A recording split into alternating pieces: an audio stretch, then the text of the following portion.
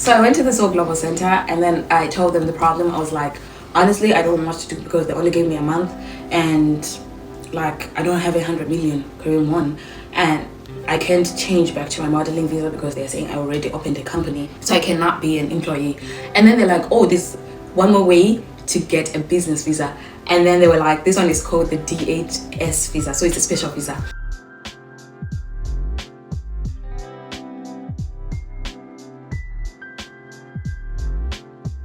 Hi guys, hi, welcome back to my YouTube channel, and if you're new here, welcome. I'm happy to see you here. My name is Rian, and yeah, we're gonna be friends. We're glad to meet. Yeah, we're glad to meet.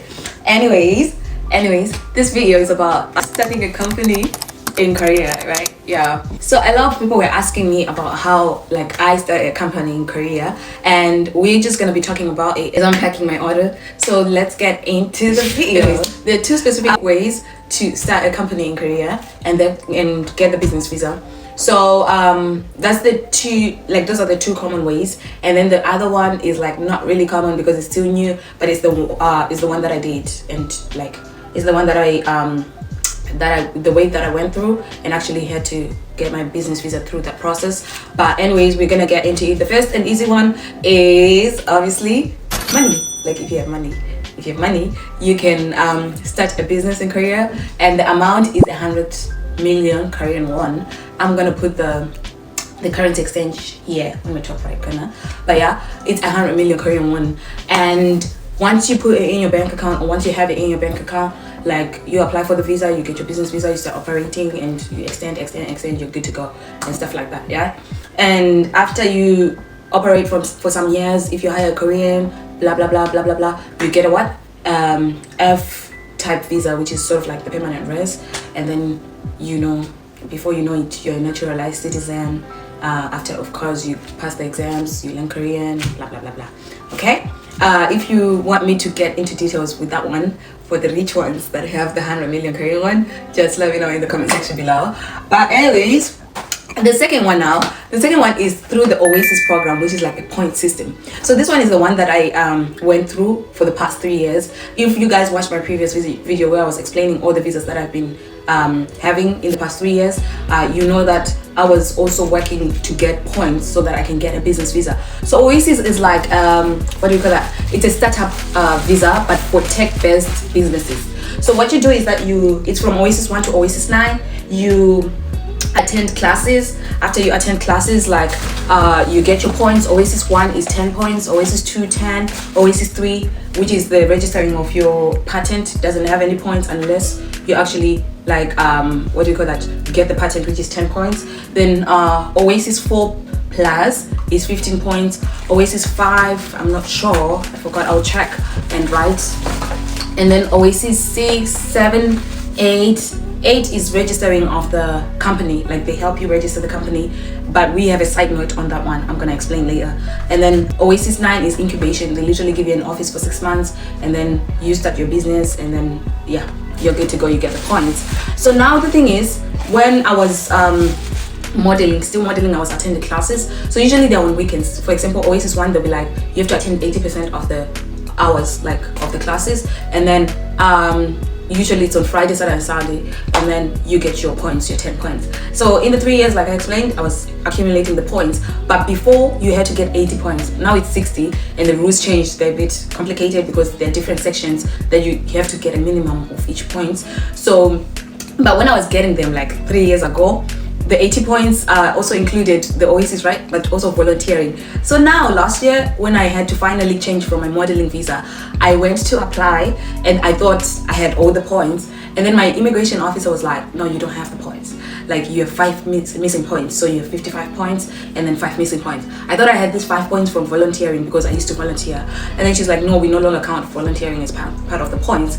So it kind of created a whole chaos because my visa was expiring. And the side note that I wanted to tell you about Oasis 8 is that because I applied for Oasis 8, I registered my company, and then in the system, I'm a company owner now, but with an e-visa. So the moment I registered my company, the tax office sent me an email, not email per se, but a mail to my house, and they were like, you have to change your visa. And they even called me and they were like, you have to change your visa because you are now a company owner, so you cannot be on an e-visa. And then So yeah, I changed. I went to the immigration office. They say that you cannot continue on the modeling visa, and then you cannot change to the business visa. So it was chaotic because now I didn't know what to do. Then I was like, okay, fine. Can I change to a D-10 visa? So there are two types of D-10 visas. There's the D-10 visa whereby you change, like you're a student and you graduated and you're changing to job seeking D-10, and then there's the one for preparing documents for business owners D-10 visa, which you only get maybe if you attend Oasis 1, then you apply for D10. Oasis 2, apply for D10. Any like Oasis.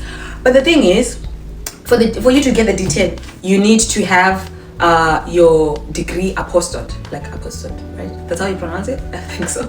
But anyways, you have to get your a Korean embassy stamp on your degree, like on your photocopy in the country that you studied in. And guys, Cyprus, how Cyprus is like there's no Korean embassy in North Cyprus. So they asked me, like, my immigration officer told me to go to Turkey to get the stamp. But then if I leave the country, because right now currently like my case is open because I don't have a visa. So if I leave the country on the airport coming back, they're not gonna make me enter Korea because I don't have a visa. So I'm like, that's not an option. Then she's like, you know what, I'm just gonna whatever. Okay, these are like what's that? Give me a sec.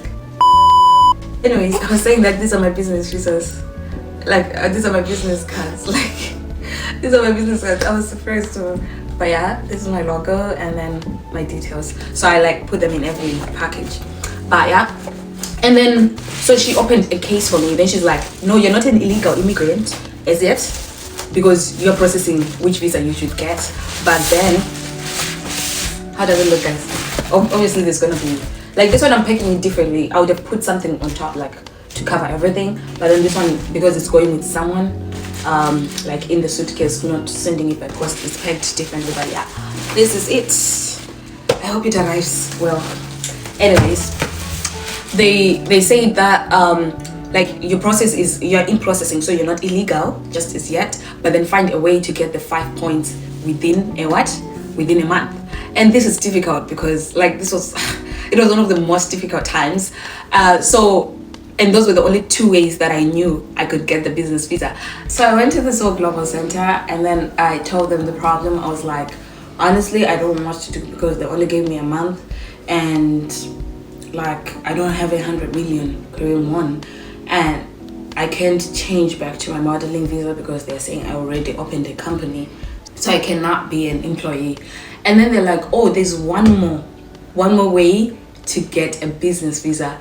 And then they were like, this one is called the D-8 visa, so it's a special visa. And then I was like, how do I do that? And then they're like, you apply, like you fill in the application form, you do the essay and stuff like that. So it's like pitching your business to the ministry, the Ministry of Startups. You're letting them know your business and stuff like that. That's the first stage. The second stage now is that they have to pick you, like after the application, after you apply and stuff like that, they pick you. So like they said, if they pick you, you come, you present to them, or you present on Zoom, and then if you get it, they send you a letter of recommendation. So once they send you a letter of recommendation, like you're good to go. You don't need points, you don't need a degree, you don't need money. Like you're just going to the immigration office and you're like, this is my letter of recommendation from the ministry. So yeah, give me the visa. So I was like, oh God. But usually this is for like companies that have a track record, like companies that are already established outside of the country because it's easier for them. But if you are new, you're a 20-something-year-old with an idea, just an idea without a track record, it's kind of whatever. So I was just like, you know what, let me take a leap of faith. And then I applied.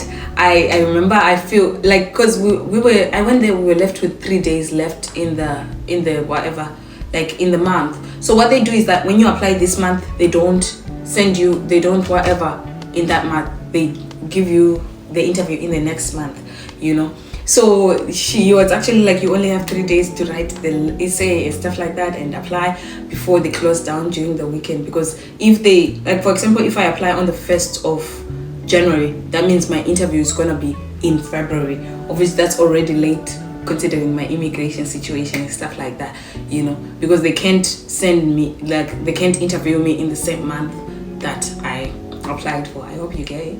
We're not confusing each other. But anyways, I applied And then thank God they reviewed my documents and reviewed my essay.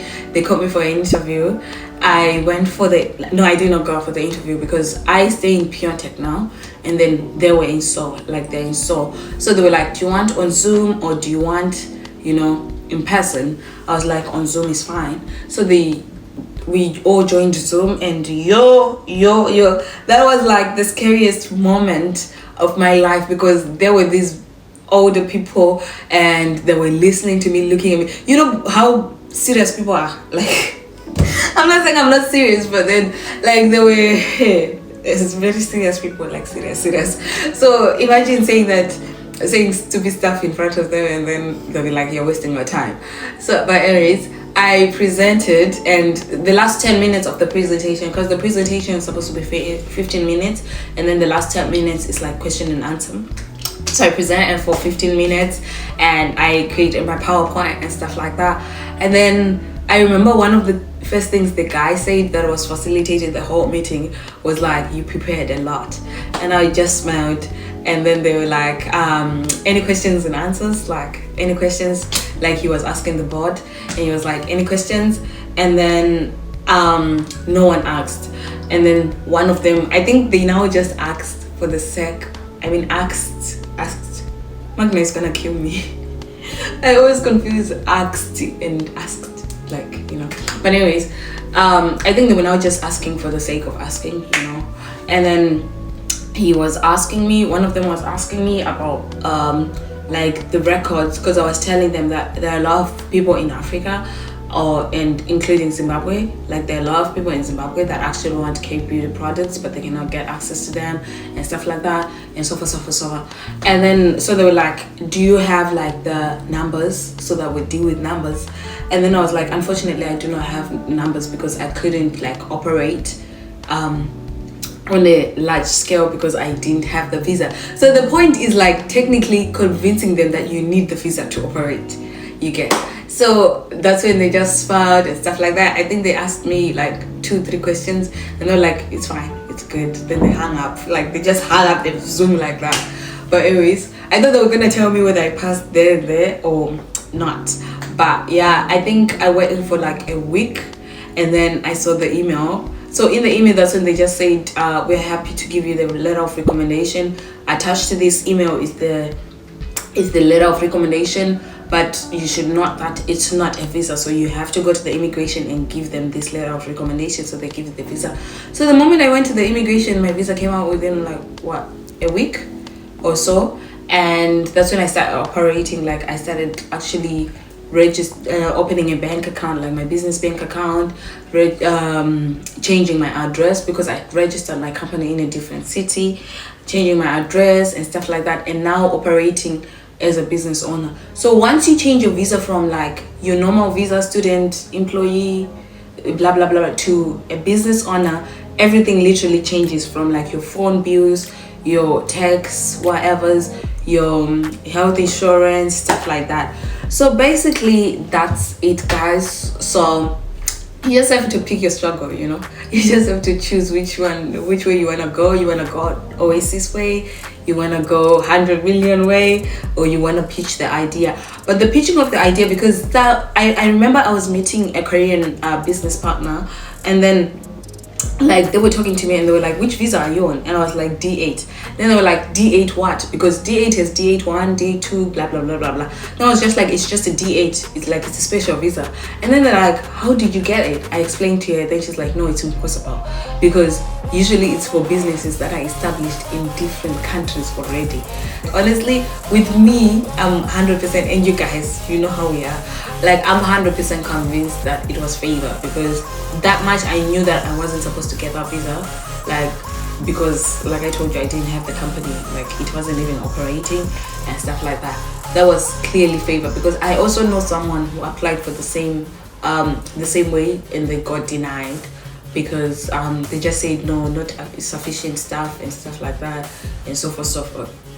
So yeah, it just depends. I think you will have to fast together when you want to apply for that one. We'll fast together and we'll pray together. You just hit my inbox there, and then we'll fast together and pray together. but that's basically how I got the business visa. And I'm still learning the nitty-gritties of everything, like tax, purchases and everything, because I didn't study business, but I'm trying my best, and we'll just see as we go. Okay, but anyways, that's it, guys. I hope I answered all your questions. If I didn't answer any questions, like if I didn't answer some of the questions that you have, you can just DM me in my Instagram, or you can just ask the question in the comment section down below. But I think for now I've tried to, answer all the way. Don't forget to like, subscribe and share, and also to support my business, guys. This package is going to the US. Zimbabweans, we can't have 49 supporting your girl, yeah, and you guys not supporting. But anyways, I'll see you next time. Bye.